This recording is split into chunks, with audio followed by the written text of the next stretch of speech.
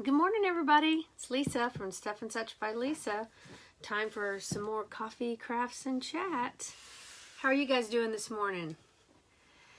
I'm actually kind of been late a lot lately, so I guess it's still technically morning. It's about 11:30, so I just had a lot to do, so I think it's pretty well obvious now that most of my chats are going to be all over the map depending on what's going on during the day. So anyway, today I just want to talk about another project from my blog that I did several years ago. And like I mentioned before, I'm trying to revive a little bit of interest in my blog because I want to start blogging again on a regular basis instead of just doing it once in a blue moon. I used to be more active on there, but the last couple of years I would say I've backed off a lot because I've had a lot going on. So just to get people to my blog and revive some interest, I'm going over some of the old projects that I did, and one of them I want to talk about today is Christmas related. And I know nobody wants to talk about Christmas in May. Usually they start talking about it around June, but if you're a crafter, then you understand why you start thinking about Christmas in, at least by June, right? So I thought I would share some of my Christmas projects. Today I'll just share this one because I have to go pick up my granddaughters here pretty quick, so this probably won't be a super long one, but I just want to show you this project that I did back in 2014. It is a mason jar Christmas air freshener. And I did it for one of those craft collaborations that I did. You know, those blog collaborations I told you about. The crafty, what was it called? I can't even remember. I'm looking at my... oh, well, maybe it wasn't. It wasn't Craft Lightning. I thought it was Craft Lightning. But I guess it was, yeah, so it wasn't Craft Lightning. I thought it was the Craft Lightning. But one of the ladies who does the Craft Lightning collaboration, Angie from the Country Chick Cottage, she has a whole section of like crafts where you use mason jars. So I joined one of her collaborations back in 2014 where they were showing crafts done with mason jars.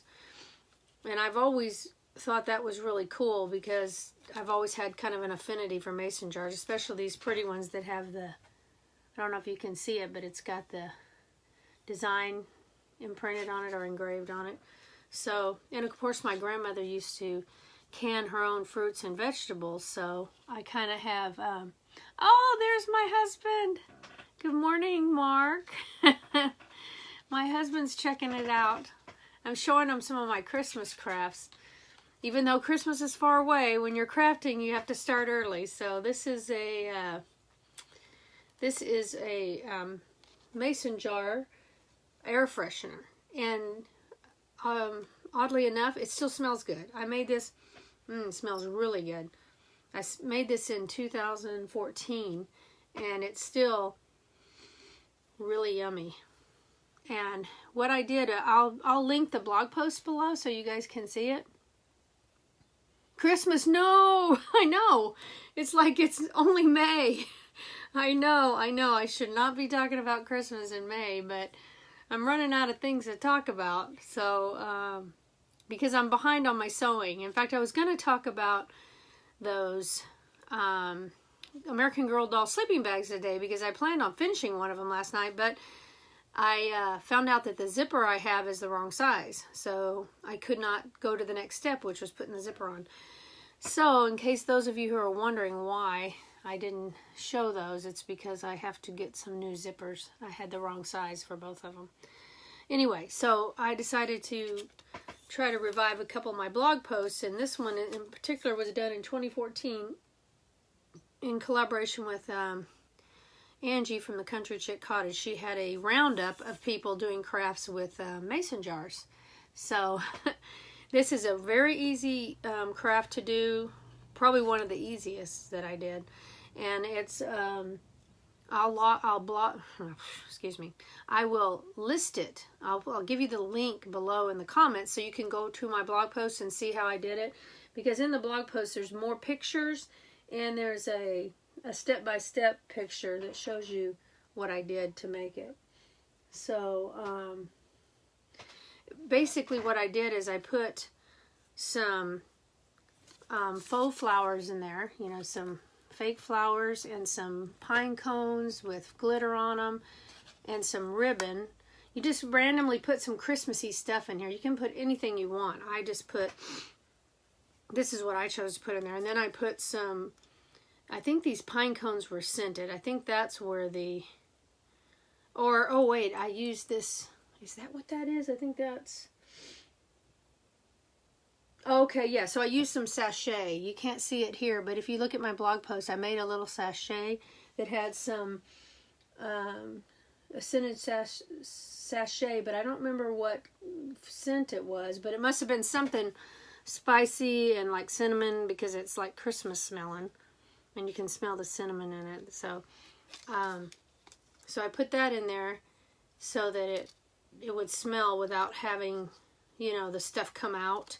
You could pour, I guess, sachet directly in it, but you wouldn't want to do that because it would make a mess. So, and then I got this lid top at Hobby Lobby, I believe, if I remember correctly. Either Hobby Lobby or Michael's. But like I said, the blog post will list all the supplies and where I got them. Let's see.